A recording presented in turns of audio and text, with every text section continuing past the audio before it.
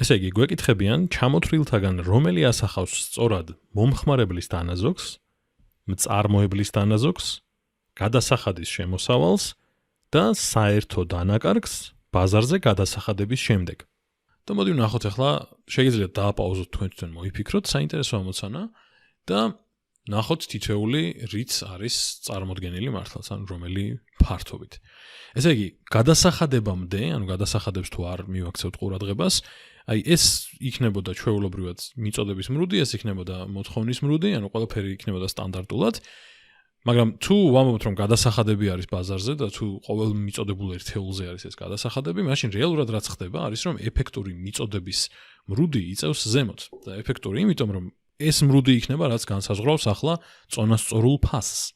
აქამდე წონასწორული ფასი იქნებოდა სხვა რაღაც, მაგრამ ახლა გადასახადებმა სხვა სურათი მოგცა.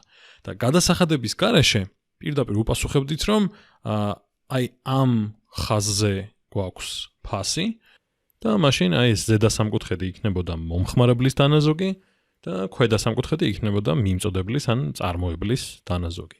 და მთელი ეს სამკუთხედი, მთლიანად აი ეს სამკუთხედი იქნებოდა მთლიანი დანაზოგი. მაგრამ ახლა ეგ სურათი არ გვაქვს, ახლა გვაქვს ბაზარი, სადაც გადასახადები არის და გვეკითხებიან რეალურად მაგის გათვალისწინებით ყველაფერს და ამიტომ მოდი ვნახოთ. მოდი დავწეროთ ახალი და ძველიც ფასები. ესე იგი, კიდე ერთი ეს მოვაშორო. წონასწორული ფასი არის ეს და არა რაოდენობა. წონასწორული ფასი ის მივაწერ equilibrium-ის გამო, იქნება აი აქ. წონასწორული რაოდენობა იქნება აი აქ. და ახლა გადასახადების შემდეგ წონასწორული ფასი არის ეს და წონასწორული რაოდენობა არის აი ეს. ანუ რეალურად ახლა აი ამ რაოდენობასთან გვაქვს საქმე, ეს რაოდენობა იწარმოება და ეს არის გადასახადების შედეგად ფასი. ახლა რადგან ესაა ახალი ხაზი ფასის, ესე იგი რადგან ახლა აი ამას ვხედავთ, ამის ზემოთ რაც გვაქვს ეს სამკუთხედი.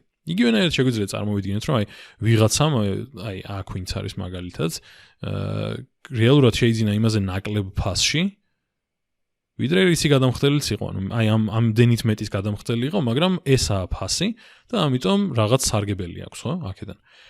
მომდევნო ადამიანმაც, მომდევნო ერთეულისთვის ყოველ შემთხვევაში ესე ვიტყოდი, ისევ მეტის გადამხდელი იყო, მაგრამ ესაა ფასი, შესაბამისად სარგებელი ნახა და ასე შემდეგ შეგვიძლია გავყვეთ და რეალურად გამოდის, რომ აი ეს სამკუთხედი, ანუ R სადაც არის, აი ეგ არის მომხმარებლის დანაზოგი.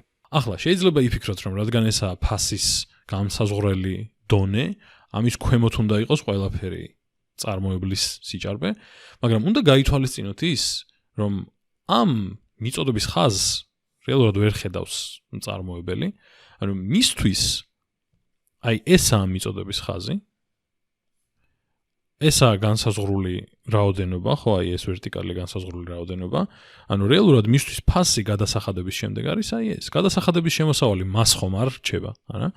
ამიტომ მისთვის, ესე იგი, ესე დავწერ მწარმოებელი, მოიცა, ესე დავწერ რას იღებს მწარმოებელი გადასახადების შემდეგ. ასე რომ რეალურად მწარმოებლის დანაზოგი იქნება აი ეს სამკუთხედი, რომელიც არის V. შემდეგ, ახლა გვაინტერესებს გადასახადის შემოსავალი და გადასახადის შემოსავალი არის უბრალოდ ამ ორს შორის სხვაობა და რეალურად ეს არის რაც სახელმწიფოს რჩება. მთლიანად აი ეს იქნება ესე იგი გადასახადის შემოსავალი, ასე რომ S plus U ტოლია გადასახადის შემოსავლის, რასაც იღებს სახელმწიფო და ბოლოს dead weight loss, ანუ საერთო დანაკარგი და ეს არის ყველაფერი რომ ჩვეულებრივად ყოფილიყო, ანუ ბუნებრივად განვითარებულიყო ამ ბაზარზე გადასახადის გარეშე, რაც იქნებოდა სრული დანაზოგი, მაგას მინუს მთლიანად აი ეს ყველაფერი რაც ახლა უკვე დავწერეთ, ხო? ანუ მომხმარებლის დანაზოგი, მიმწოდებლის ან წარმოებლის დანაზოგი და გადასახადის შემოსავალი, ანუ R, S, U და V.